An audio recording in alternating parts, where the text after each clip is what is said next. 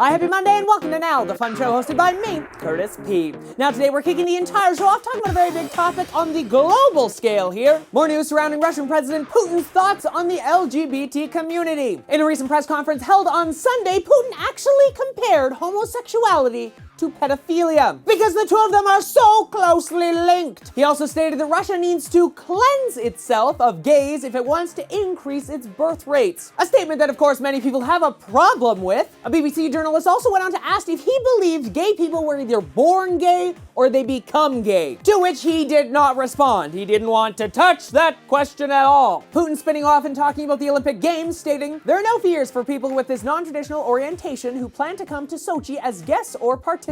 Then Putin decided to point out the double standard currently happening in the US. Putin saying that some states still deem homosexuality as a crime, though a little behind the times there, Putin, because in 2003 the Supreme Court of the US actually ruled this unconstitutional. So the law that homosexuality is a crime is not a thing anymore. Adding to the Putin, Sochi, and gay aspect here, a gay protester was actually detained on Saturday. This because he unfurled a rainbow flag during an Olympic torch relay. So of course, a lot of news coming up because of Sochi and the LGBT thing and what's gonna happen. Many people pointing to the fact that there may be a crisis at this year's games. So much so that the US is actually studying possible ways to actually rescue people out of Sochi. This happening because of possible militant attacks. The biggest issue with this entire thing though, and as you can expect, the US going into Russia without Russia really saying they can do that, not really the easiest thing to do. The State Department is warning people that are planning on attending the games to be vigilant about their security. Keeping with the Olympic type news, but jumping into quick news, the Jamaican Bobsled team has actually qualified to go to the Olympics. Yes, the two-man team will be heading to Sochi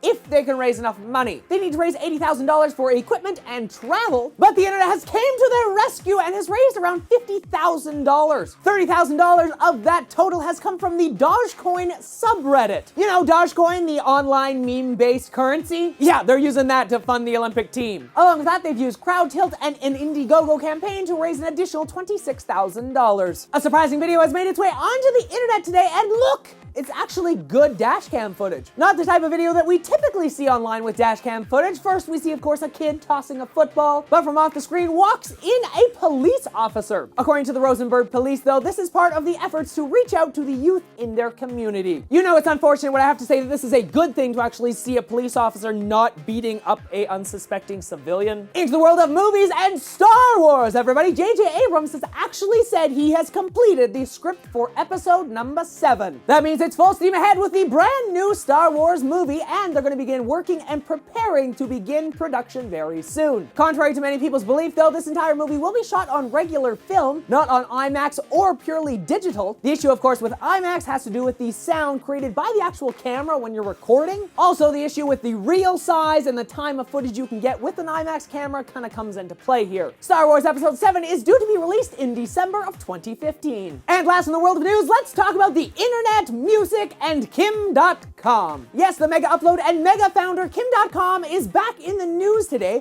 because he's had his soft launch of his much anticipated music platform. A combination of like iTunes and Spotify kind of merged together. Calling it Baboom, he launched the site with his very own album called Good Times. On Baboom, users can actually download their music as MP3s, FLAC, or WAV, and if you want to, you can even download the stems so that you can actually remix the song easier. According to Kim.com, Baboom will let artists sell directly to their fan base and keep 90% of the profits. Another interesting aspect here, artists can actually make money for offering free downloads. Yes, that's right, so you and me can actually download the song for free, but the artist still earns money. The interesting way to make this all work is you actually have to download a plugin for your browser. This plugin will then replace any ad units you see on web pages with Dotcom's very own ad service. Every time one of these ads pop up on a web page that you're visiting, you get a small credit so that you can use that on Baboom. So the more websites you visit with these ads, the more credits you acquire, and the more songs you can download completely free. Dotcom is predicting that people will be able to buy an additional 10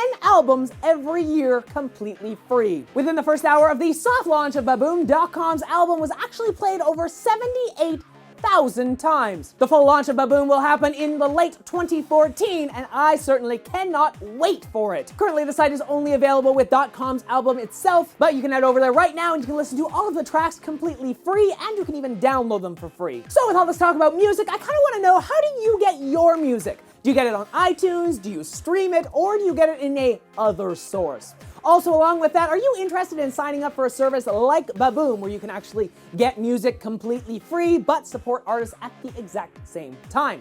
You can let me know what you think in the comment section down below. You can also let me know how you get your music and what you think about this brand new service on my Facebook page, Twitter account, or through Google+. Links to all that and the other topics I talked about in today's episode in the description down below. Check out all the links down there, tons of really cool stuff. Of course, if you enjoyed today's show, why not hit that like button, subscribe, and maybe even share the show with your friends. Until next time, I'm Curtis Parody, and that's what's happening now. And expect my Christmas album on Baboom late 2025.